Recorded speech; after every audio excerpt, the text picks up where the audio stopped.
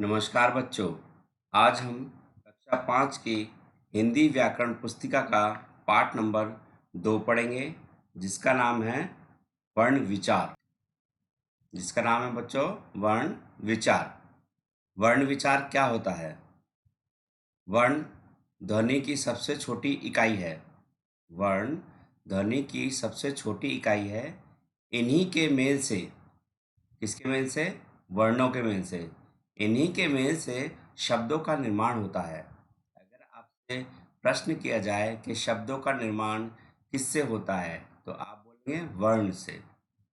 वर्णों के समूह को वर्णमाला कहते हैं। वर्णों के समूह को वर्णमाला कहते हैं। वर्णों को दो भागों में बांटा जाता है। वर्णों को दो भागों में बांटा जाता है। नंबर 1 स्वर और नंबर 2 व्यंजन। अब स्वर किसे कहते हैं, इसके बारे में जानते हैं। जिनके उच्चारण में हवा बिना किसी रुकावट के बाहर आती है, वे स्वर कहलाते हैं। जिनके उच्चारण में हवा बिना किसी रुकावट के बाहर आती है, वे स्वर कहलाते हैं। अर्थात हमारे जब हम कोई भी शब्द बोलते हैं, कोई भी वर्ण बोलते हैं और हमारे मुख से हवा निकलती है, वो हवा अगर हमारे मुख में कहीं भी ना टकराकर सीधी बाहर आ जाए, उनको हम स्वर कहते हैं। स्वर कौन से हैं? अ, आ, ई, उ, ऋषि, ए, आई, ओ, औ, आह। ये हमारे स्वर हैं। अब स्वर के भी भेद होते हैं बच्चों। स्वर के कितने भेद होते हैं? स्वर के दो भेद होते हैं। एक हास्य स्वर और दूसरा दीर्घ स्वर। हास्य स्वर किसे कहते हैं? जिस स्वर के उच्चारण में कम समय लगता है। जिस स्वर के उच्चारण में कम समय लगता है उसे हास्य स्वर कहते हैं। जैसे अ, ई, उ, ऋषि। यानी इनके उच्चारण में कम समय लगता है, इसलिए हम इनको हास्य स्वर कहते हैं। दूसरा है दीर्घ स्वर। दीर्घ माने देर। जिस स्वर के उच्चारण में अधिक समय लगता है, जिस स्वर के उच्चारण में अधिक समय लगता है उसे दीर्घ स्वर कहते हैं। जैसे आ, ई, उ, ए, ऐ, ओ, औ। यानी इन स्वरों के उच्चारण में अधिक समय लगा हमें बोलने में, इसलिए हम इनको दीर्घ स्वर कहते हैं। अब पढ़ते हैं बच्चों व्यंजन। व्यंजन किसे कहते हैं? व्यंजन व्यंजन किसे कहते हैं? जो वर्ण अ ध्वनि की सहायता से बोले जाते हैं। जो वर्ण अ ध्वनि की सहायता से बोले जाते हैं उन्हें व्यंजन कहते हैं। व्यंजन का उच्चारण करते समय मुख के अंदर की वायु कहीं ना कहीं टकराकर बाहर निकलती है। यानी बच्चों, जब हम व्यंजनों का उच्चारण करते हैं तो उच्चारण करते वक्त जो हवा हमारे मुख से बाहर निकलती है वो हमारे मुख में कहीं ना कहीं जरूर टकराती है। उनको हम व्यंजन कहते हैं। आइए अब हिंदी वर्णमाला को पढ़ते हैं। हिंदी वर्णमाला में कितने व्यंजन होते हैं? क, ख, ग, घ, ण, च, छ, ज, झ, ञ, ट, ठ, ड, ढ, ण, त, थ, द, ध, न, प, फ, ब, भ, म, य, र, ल, व, श, श, स, ह, क्षत्रिय, त्रिशूल या श्र। ये बच्चों व्यंजन हैं। क्या है ये? व्यंजन। अब हम व्यंजन के भेदों के बारे में जानेंगे। यानी व्यंजन कितने प्रकार के होते हैं। व्यंजन बच्चों 3 प्रकार के होते हैं। पहला है स्पर्श व्यंजन, दूसरा अंतस्थ व्यंजन, तीसरा है ऊष्म व्यंजन।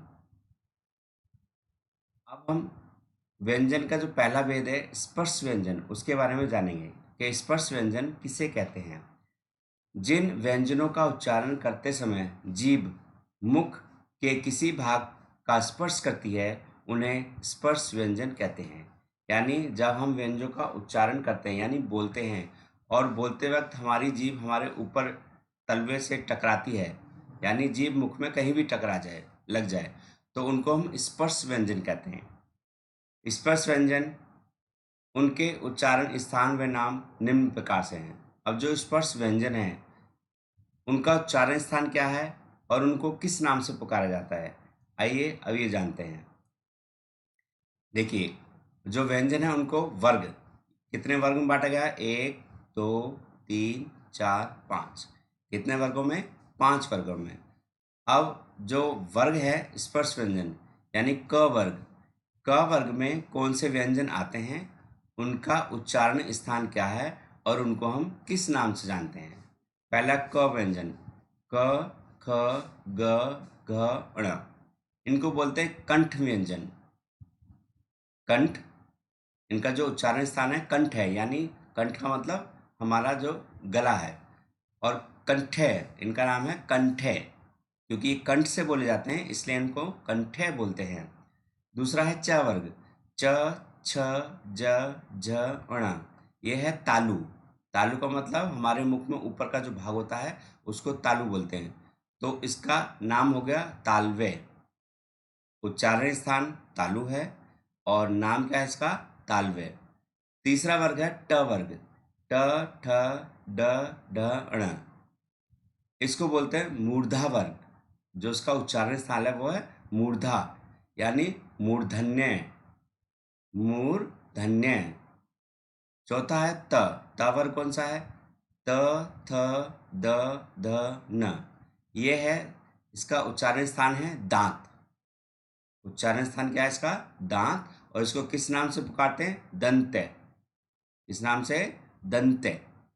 अगला है प वर्ग, प फ ब भ म, इसको बोलते हैं होठ, यानी उच्चारण स्थान कहाँ से होता है, होठों से, इसलिए हम इसको, इसका जो नाम दिया गया है उसका नाम बोलते हैं ओष्ठ्य। क्या है, ओष्ठ्य। चलिए आगे चलते हैं हम। अब जो दूसरा व्यंजन है वो है अंतस्थ व्यंजन। अंतस्थ व्यंजन, जिन व्यंजनों का उच्चारण स्वर और व्यंजन के बीच का होता है उन्हें अंतस्थ व्यंजन कहते हैं। इनका उच्चारण करते समय जीभ मुख के किसी भी अंग का स्पर्श नहीं करती है। जो अंतस्थ व्यंजन होते हैं, जब हम उनका उच्चारण करते हैं तो हमारी जीभ मुख के अंदर कहीं भी नहीं लगती। अंतस्थ व्यंजन निम्न प्रकार के हैं। अब बच्चों जो अंतस्थ व्यंजन हैं वो भी निम्न प्रकार के, जैसे य र ल व। उसके बाद नंबर 3 आता है ऊष्म व्यंजन। जिन व्यंजनों के उच्चारण में वायु मुख से रगड़ खाते हुए बाहर निकलती है, यानी लगते हुए निकलती है, जिससे ऊष्म पैदा होती है, उसे ऊष्म व्यंजन कहते हैं। ऊष्म व्यंजन निम्न प्रकार के होते हैं बच्चों, श श स ह। श्वास की मात्रा के आधार पर व्यंजनों के दो भेद होते हैं। श्वास के आधार पर व्यंजन के जो आधार हैं वो दो होते हैं। यहाँ पर ये आएगा पर,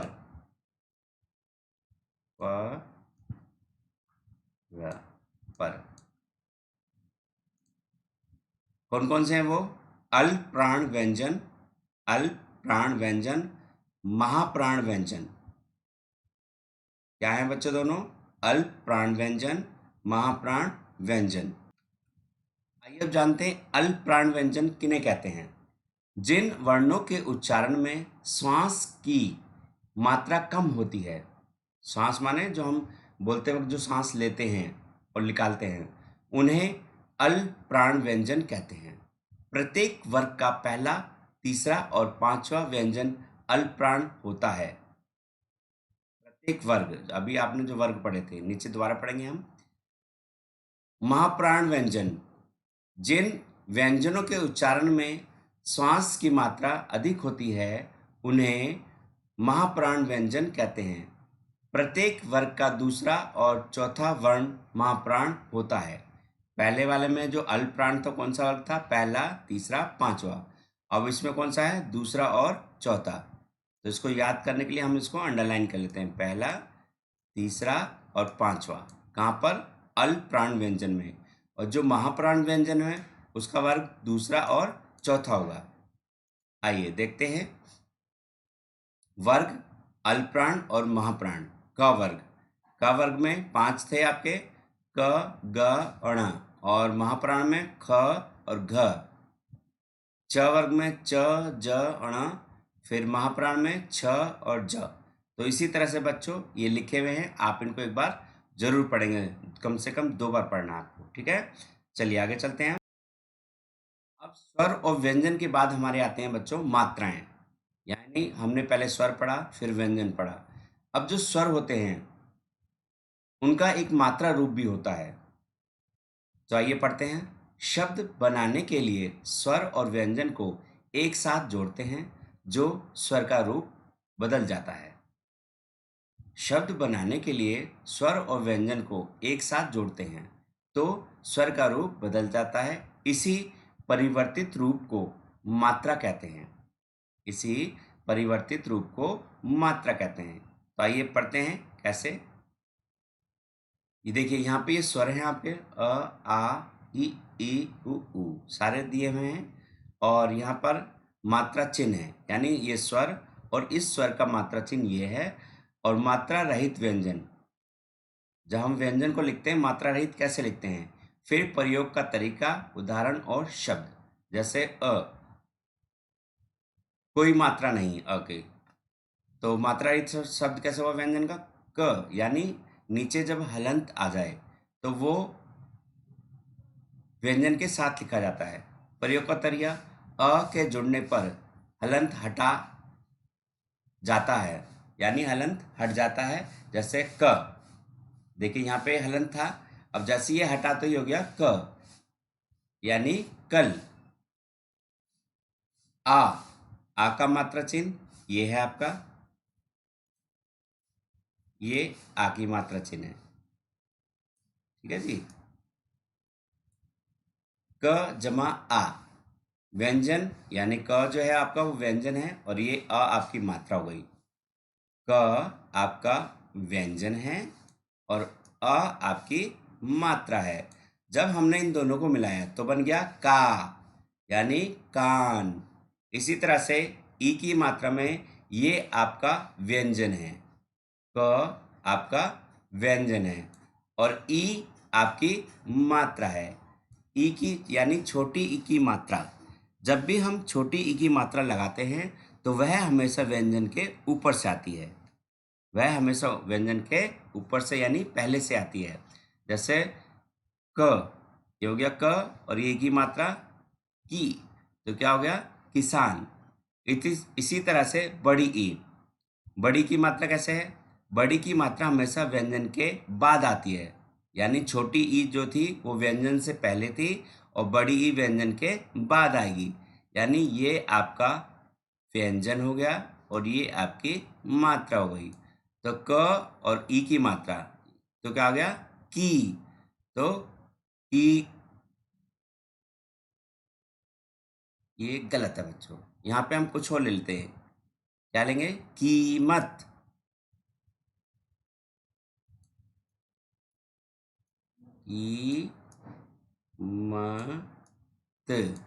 कीमत। आगे चलते हैं। छोटा ऊ, इसी तरह से बच्चों सारी मात्राओं जो वर्ण हैं उनकी मात्रा ये दे रखी है और उनका उच्चारण कैसे है वो नीचे यहाँ पे बताया गया है। जैसे छोटा ऊ, छोटा ऊ व्यंजन के नीचे लगता है, इस तरह से लिखा हुआ है कुल। बड़ा ऊ व्यंजन के नीचे लगता है इस तरीके से, यानी कूदना। फिर ऋषि व्यंजन के नीचे, यानी छोटा ऊ, बड़ा ऊ और ऋषि की मात्रा हमेशा व्यंजन के नीचे लगती है। आगे चलते हैं। छोटा ए व्यंजन के ऊपर इस तरीके से, यानी केला। बड़े ए में 2 मात्रा हो गई आपकी। क ए व्यंजन के ऊपर के, कैलाश। क पर ए, कैलाश। इस तरह से छोटा ओ, ये छोटे ओ की मात्रा है, इसकी है छोटे ओ की। क जमा ओ यानी व्यंजन के बाद को, कोयल। आगे है बड़ा ओ, ये बड़े ओ की मात्रा बच्चों, यानी ये बड़ा ओ।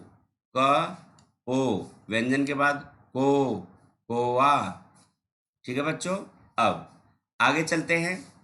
आगे क्या है, अतः। क ख ग के नीचे हलंत लगा है, यानी ये चीज लगी हुई है बच्चों, ये इसको हलंत कहा जाता है। क्या कहा जाता है? हलंत। इसका अर्थ है कि ये वर्ण अ रहित हैं, यानी अभी इनमें अ नहीं लगा है, बिना अ के हैं। जब इनमें आ लगेगा तो हलंत आपका हट जाएगा। व्यंजनों के हलंत हट जाने का अर्थ है कि वे क जमा अ, ख जमा अ आदि हैं, यानी अरहित हैं, यानी असहित हैं बच्चों, असहित हैं। यानी जब आप इसका हलंत हटा देंगे, यानी हलंत हटने के बाद इसमें अ लग जाएगा। अगर हलंत नहीं हटता है तो उसमें अ नहीं लगा हुआ है। हिंदी की वर्णमाला व अ सहित ही बोली जाती है, जैसे क ख ग घ ण। अब देखिए इसमें हलंत नहीं है ना, तो ये इसमें अ मिला हुआ है, व्यंजन के साथ अ है। संयुक्त व्यंजन। अब आते हैं हम संयुक्त व्यंजन। संयुक्त व्यंजन किसे कहते हैं? देखो, नाम से ही प्रतीत होता है, संयुक्त का मतलब मिला हुआ। जब एक व्यंजन में दूसरा मात्रा मिल जाए या कोई और व्यंजन मिल जाए, यानी दो वर्णों से मिले शब्द को, अक्षर को हम व्यंजन कहते हैं। जैसे श में क जमा श मिला, क्षमा। त्र में त जमा र मिला, पत्र। ज्ञा में ज जमा अण, यानी ज जमा अण मिलेगा तब ज्ञा बनेगा बच्चों। इन दोनों की सहायता से ये बने, और इन दोनों शब्दों को आपस में मिलाने पर ही त्र बना है।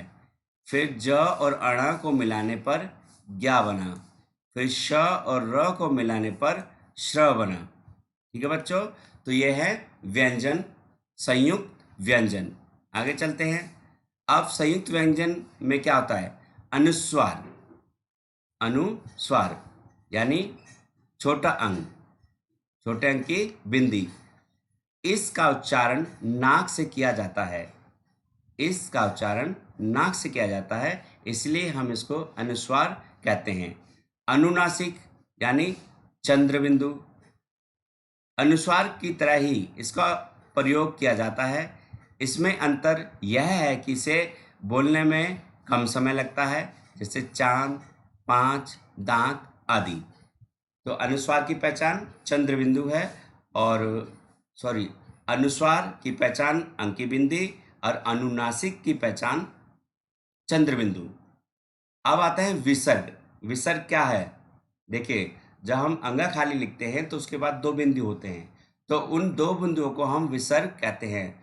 व्याकरण की भाषा में इसे विसर्ग कहते हैं, जैसे अतः, पुनः, प्रातः आदि। ठीक है बच्चों, अब चलते हैं र का उच्चारण कैसे किया जाता है? र जमा उ रू, र जमा उ रू, यानी रुपए और रूप। रा का उच्चारण हम कई तरीके से करते हैं। र को चार प्रकार से लिखा जाता है, जैसे र जमा अ रा, र जमा अ र, यानी इसको भी हम र बोलते हैं, इसको भी र बोलते हैं, इसको भी र बोलते हैं, और इसको भी र बोलते हैं। यानी जो तीनों आपने जो सर्कल किए हैं, उन जहाँ पर भी वो चिन्ह आ जाए उसको आपको र ही बोलना है। जैसे इनका उदाहरण ग्रह, इसका उच्चारण सूर्य। व्यंजनों का संयोग। व्यंजनों का संयोग। व्यंजनों का संयोग दो प्रकार से होता है, समान वर्णों का संयोग, असमान वर्णों का संयोग। संयुक्त वर्णों का शब्दों में प्रयोग। समान वर्णों का संयोग, च, आधा च और पूरा च, फिर आ, चा। तो कच्चा, सच्चा, इसी तरह से ये सारे शब्द हैं। फिर असमान वर्णों का संयोग, अध, क और ख, यानी समान वर्ण क्या थे?